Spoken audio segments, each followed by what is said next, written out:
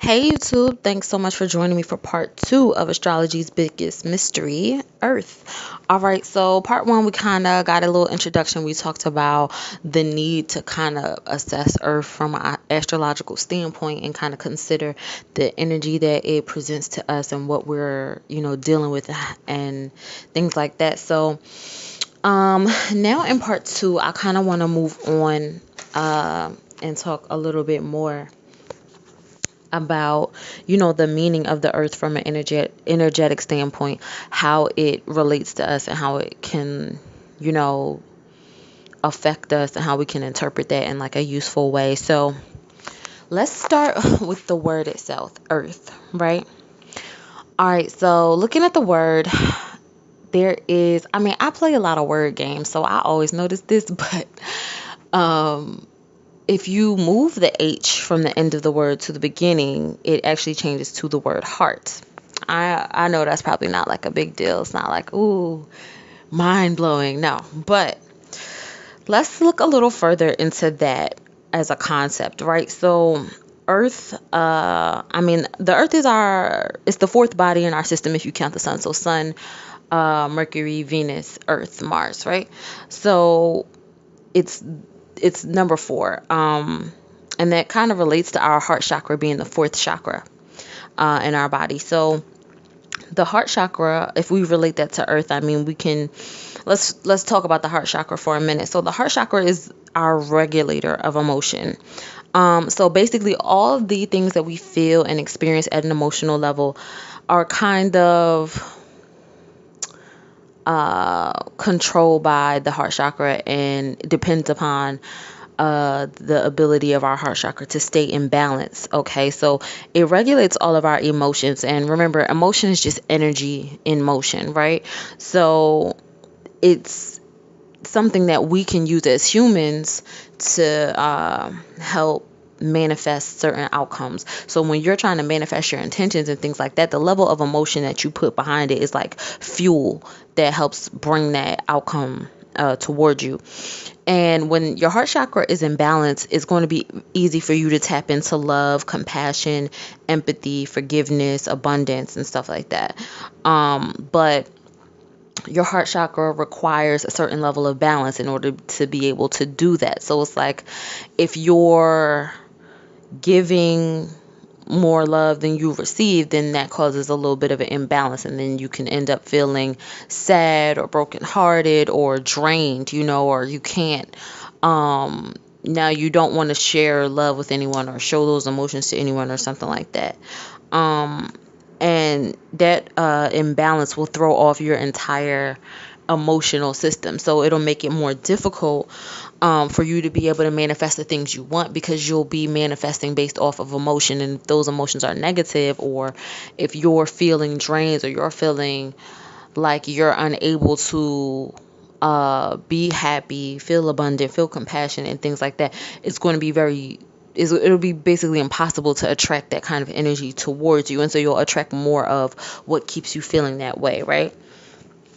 All right, so similarly, the earth regulates energy just like we do, because it supports life. So we're the only planet that has life. All right. And I talked about that a little bit in the last video, that we know of. You know what I'm saying? We're the only planet that, we can say for sure, yes, there's life here. And the earth is, the plane of existence that is required to be able to regulate that energy, not just for us like human beings, but for all the living things here. And so while we are here at our stay in this earthly existence, we're now forced to kind of learn to regulate our own energy so that we can manifest what we want. So to manifest things like in the physical plane, you know what I'm saying? I feel like your mind and your thoughts, that's a different type of plane of existence. Like thoughts are real, but they're not tangible in our physical experience, right? But then through manifestation and then putting in work, energy, right? Energy, emotion, through manifestation, emotion, putting in that energy and that time, you can eventually crystallize that energy and make it physically manifest here on earth. And so that's kind of like the process that we learn and are forced to learn how to do effectively in our lives on earth. And just like our heart chakra, earth also requires a balance between give and take. So what you'll see in nature, like if you are into like science or nature or biology or anything like that, then you know that there are tons of symbiotic relationships on earth. Symbiotic relationship is just a relationship where there is a give and take. Okay. And so for example, we have plants, trees and stuff. They breathe in carbon dioxide, and then they produce oxygen, and then we in turn breathe in oxygen and produce carbon dioxide. So we have a symbiotic relationship, where we kind of produce what the other one needs, and then we take what the other one is not using or whatever, and we're both able to survive based on that. We're able to thrive based on that and continue on living and producing. So earth is filled with like those symbiotic relationships where everything kind of depends on one or another, and it's all a balance of give and take. And then when you see imbalance, we feel the effects of that too, because like look at the earth now. There's so many people and like corporations that abuse and take from the earth, you know what I'm saying, cutting down trees, killing animals, polluting the earth's resources and stuff like that, just taking and taking and taking and not giving anything back. And you see like all this destruction. You see crazy things happening now with like 1,000 fish just washing up on shore dead and stuff like that. Like there was like a lightning strike that killed a bunch of deer and they all just died. Like all types of crazy destruction and just freak occurrences, which I mean, I'm sure they have a cause. I don't know the cause of all of them, but I'm just saying, like, when there's imbalance, it becomes really obvious, because it's like the earth kind of presents it to us in a way that's like very noticeable. There's like hundreds of birds that have fallen out the sky at a time, just like dropping dead. Like, and all of this stuff has to be in some way related to the earth, the state of the earth in itself. You see what I'm saying? Like, whatever the earth goes through, we also go through. So then in turn, you kind of see us like human beings also be exploited and, taken advantage of, or people trying to, like, they'll force us to work basically to survive and take advantage of us. Like, you might work, just for example, you might work for like $10 an hour, but an hour of your time is worth more than $10, right? So they take from you and they're not giving you something of equal value. And so it creates kind of this imbalance in terms of like our happiness and our joy, which pertains to the heart chakra as well. So it's just a different level of manifestation in the way that we see it on earth. All right, so you probably like, okay, all right, fine, whatever, but that's not really that relatable, or that doesn't have that much impact. Okay, fine, cool. But did you know that the earth also has a heartbeat? Okay, so yes, the earth has a heartbeat just like how we have. And in science, they call it the Schumann resonance. But it's basically like this electromagnetic pulse that kind of leaks out into space at regular intervals. So, Earth has an electromagnetic field. And so I guess a part of keeping that field in place and in balance is based on this heartbeat that kind of emanates from it. And it can be measured, like this is not something that's like unknown or whatever, like in science. And so the same way we kind of emit a frequency from our emotions, and, we put our energy and our thoughts and our feelings out there, and then they go out and then they bounce back, and they, we attract whatever, we attract more of whatever we've already sent out. The earth does the same exact thing. And so I guess that magnetic field is kind of like an aura, because that's like this energetic, I don't want to say like like almost like a cloud or an atmosphere around a thing that kind of resonates with the energy that it gives off, right? So the earth also emits these little signals out into space, in the same manner that our heart or our heart chakra does, by having this like heartbeat or this pulse. And the interesting thing about this is like over time the heart rate has been increasing. So this heartbeat that we can measure, that the earth gives off, it has been increasing over the years. So like the average rate has been pretty consistent at 7.8 cycles per second. But since like 1980, it has slowly just been increasing. And so think about like, I mean, the earth is huge, right? So it's going to move at a pretty steady pace. So it's like, because anything that happens quickly, we would notice it. Like you would immediately feel it because of, its level of impact on our lives. But it's just been happening slowly over time. So like back in 2014, it spiked to like 8.5 cycles per second, which is really significant for this to be, the earth itself. Do you see what I'm saying? So over time, you kind of notice the impact, but it hasn't been like an instant thing. And so like we have to think like, why is this heart rate kind of increasing, or, what is causing this? But if we just relate it again back to the human heart, okay? So like on average, the human heart rate is 60 to 100 beats per minute, right? I don't know my resting heart rate. I'm not sure what it is, but I know like if I'm working out, like if I'm running or whatever, my like mid workout, my heart rate is usually somewhere between 165 and 172. All right. That's when I'm going full steam. I'm like covered in sweat. I'm running. I'm saying, my heart is pounding. Right. So that is my heart's response to doing a lot of work.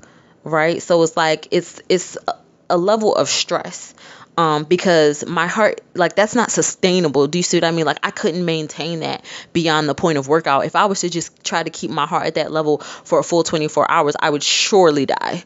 You know what I'm saying? So it's like it's not sustainable, but it's necessary for my heart to do that because of the stress I'm putting on my body. Like I'm requiring my body to do more work, which means I need to oxygenate more blood.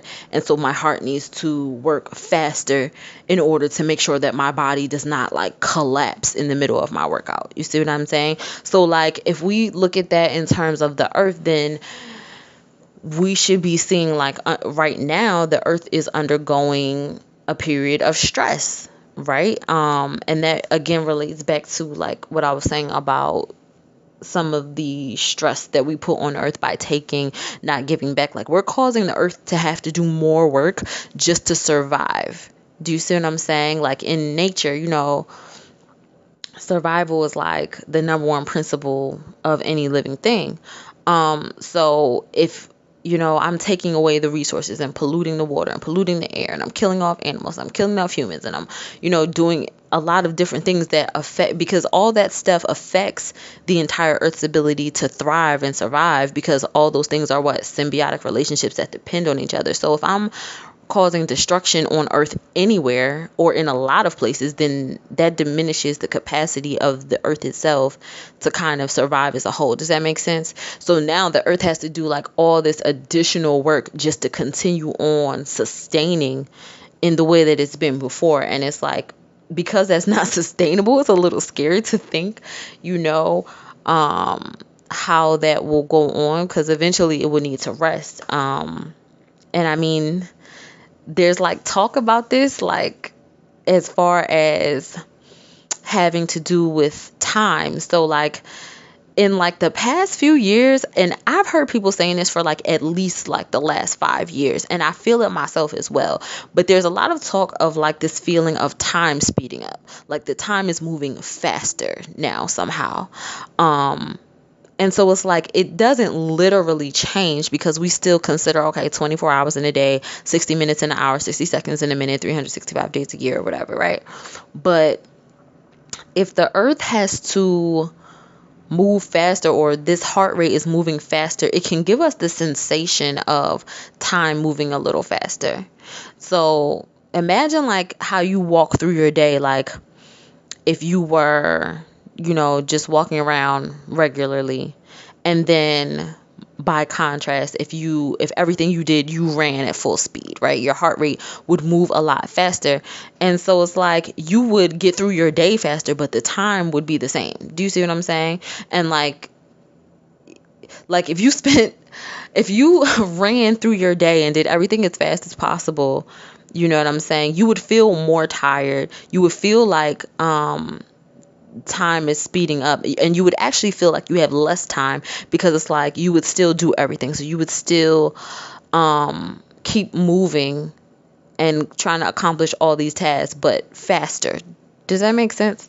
So it's like it can give us the sensation that we're running out of time, or like time is shorter. And then over long periods of time, you kind of see like maybe a byproduct of that is like kind of the shifts in the weather, because it's kind of like, I feel like, and I said this years ago, like it seems like the seasons are kind of behind a little bit. Like they start a little late, maybe a month or 2 months later, and end a little later. Like we had snow in April, I think, this year. Like, and for where I live, that is very unusual. So it's like, that's pretty late in the year. It's kind of like those things are happening a little later, but time seems to be moving. It seems to be moving at the same pace. You know what I'm saying? It's not like a day is 18 hours, but the heart rate speeding up, I think, can be part of what plays into this effect of time, like actually speeding up or having less time in a day, less hours in a day. And so there's a lot of theories about what's going to happen with this, because again, like I said, like having like a really high heart rate over an extended period of time is not sustainable. Like any creature that has a heart, and you try to prolong an amplified heart rate for a very long period of time, you're going to die. So that's not sustainable. So there's a lot of theories of what will happen. So if you remember back in 2012, when there was all these like prophecies about the Mayans and the world's gonna end and this and that, like a lot of that relates to what is considered a pole shift. So it's like when that electromagnetic field kind of shifts completely, north becomes south, south becomes north, that kind of thing, and the energies are completely opposite what they were in the previous cycle of however many, like thousands of years. And so there's like this theory that when the Earth's heartbeat reaches 13 cycles per second, that's when it's going to happen. And in the course of doing that, the Earth will actually stop rotating for 3 days and go the other way, like the opposite way. That's a theory. We don't know if that's going to happen. But I just found that really interesting. A little spooky. A little scary. But what can you really do? It's not like, we have anywhere else to go. So I guess we just have to ride it out and see what happens. But yeah, so that was pretty much it. Just some ideas and thoughts on, again, how the earth kind of relates to us, how it pertains to us, how we can relate it to our existence. And if we're going to consider it in terms of astrology, we could, closely relate it to our heart, or our heart chakra, kind of that core thing within us that helps us, to manifest those things that we desire, and to regulate our energy overall. All right, so thank you for joining me for part 2. Make sure you tune in for part 3, which will be the last part of this series. We're going to talk a little bit more about the Earth and its relationship with other planets, and how it kind of pertains to human psychology. All right, so thanks, guys, and I will see you in the next video.